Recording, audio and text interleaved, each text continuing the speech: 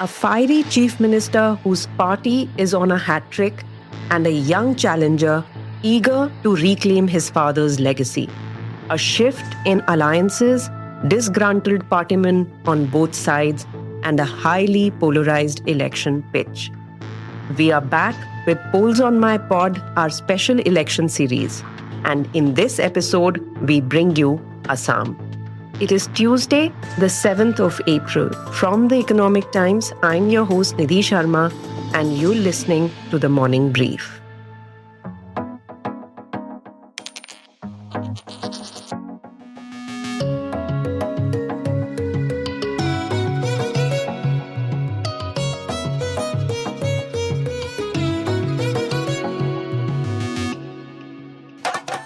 Today on Polls on My Pod, we bring you a snapshot of the most populous state from the Northeast. In 2016, BJP had seized power from the Congress, which had ruled Assam for 15 years, from 2001 to 2016. The victory was significant. The longest-serving chief minister of the state, Congress's Tarun Gogoi, had been ousted after a rebellion by his trusted lieutenant, Himanta Biswa Sarma. Since then, BJP has been in power in Assam. In a way, Sarma's rebellion has reshaped Assam politics. Sarma had always looked upon himself as Tarun Gogoi's successor within the Congress. But when Gogoi's son Gaurav stepped into politics, Gogoi Sr.'s affection clearly tilted the balance towards his son.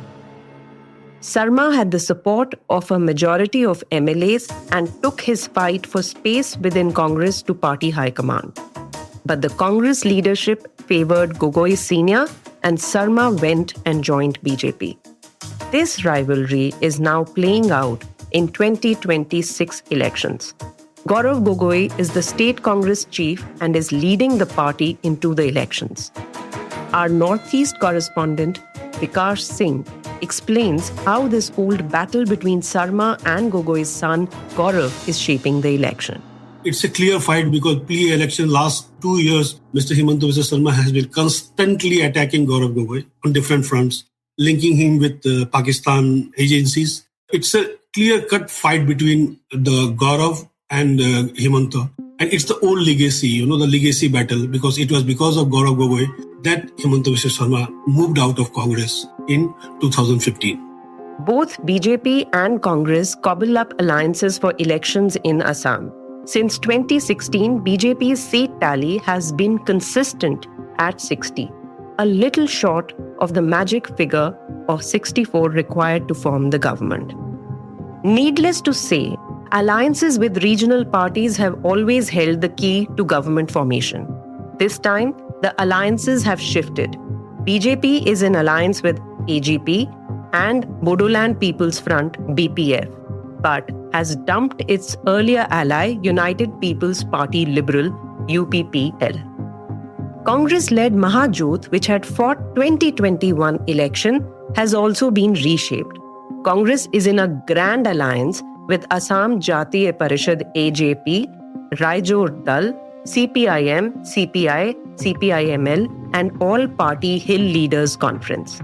Its old ally AIUDF is going solo with some help from Asaduddin Owaisi.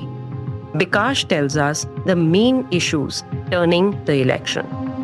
See, BJP is projecting like the infrastructure work which they have done, the kind of bridges, the kind of roads, the kind of infrastructure they have built. And they have carried out series of eviction measures on government land and forest land and recovered around 1.5 lakh bighas of land. And BJP is saying it is the only party which is fighting against the demographic change which Assam has witnessed over the years. Whereas Congress, on the other hand, has been saying like Assamese society has been fragmented in last 10 years. So we will build a Bor Assam. By Bor Assam, they mean Greater Assamese Society, which is inclusive, which will take into account every community, every people along. So they are also banking on Tarun Gogoi's work, which Tarun Gogoi did in last 15 years as chief minister to bail them out in this election.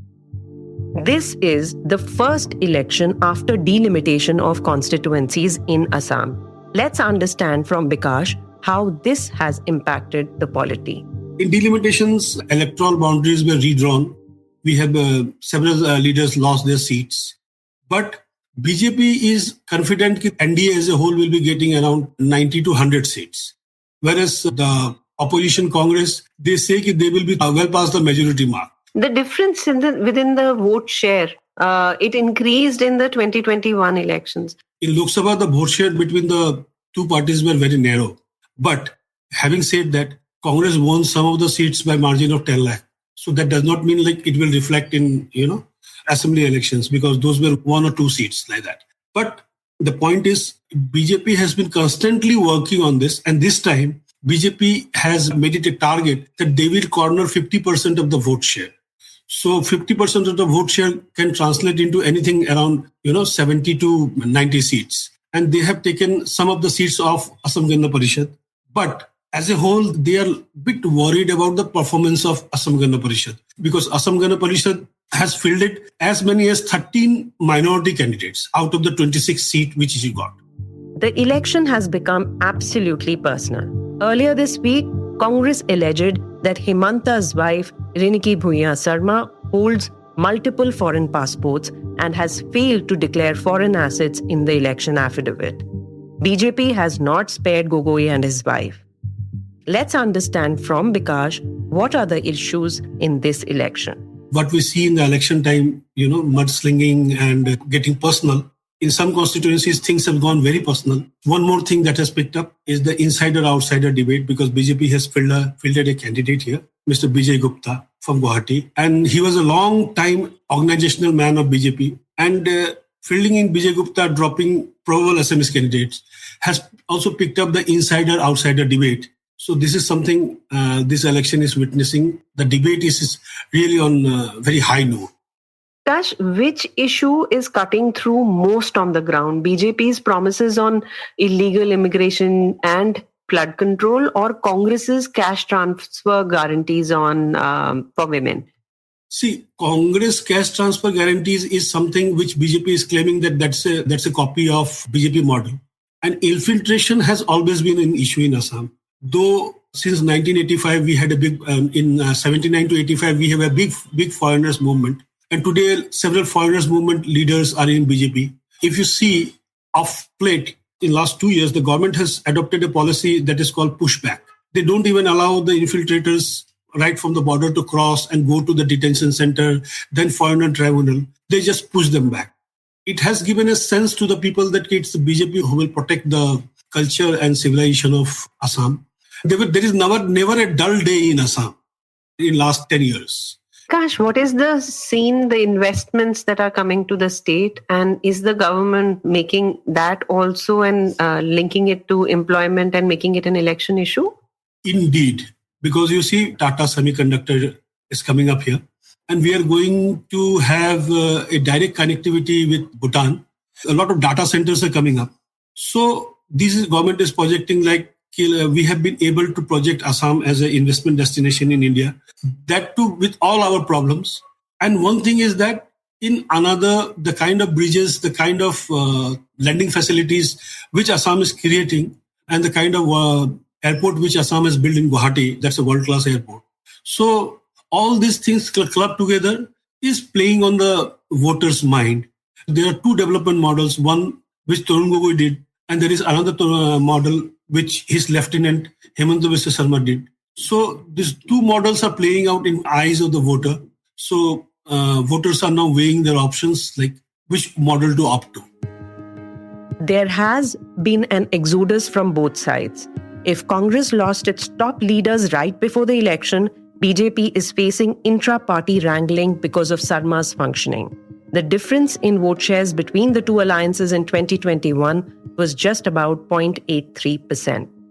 Again, the difference in seats was 25. Let's see how this battle pans out for BJP and Congress. This is all we have for you. We will be back next week with an episode on Tamil Nadu. This episode was sound designed by Indrunil Bhattacharjee and produced by Anirban Chaudhary. Thank you for listening, and if you like this episode, do spread the word. All new episodes of the Morning Brief podcast drop every Tuesday, Thursday, and Friday. All clips used in this episode belong to their respective owners.